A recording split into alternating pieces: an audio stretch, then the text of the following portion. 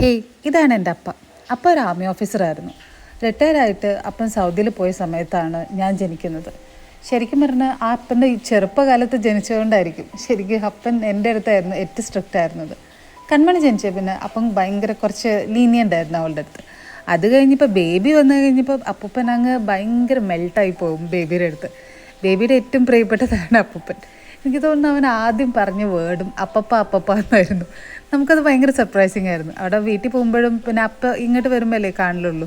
പക്ഷെ അവൻ അപ്പനെ ഭയങ്കര ഇഷ്ടമാണ്. ശരിക്കും പറഞ്ഞാൽ ഞാനും എൻ്റെ അപ്പനും കൂടി ഇത്രയും കാലം സംസാരിച്ചത് വേണമെങ്കിൽ ഒരു ചെറിയ നോട്ട്ബുക്കിൽ എഴുതി വയ്ക്കാം.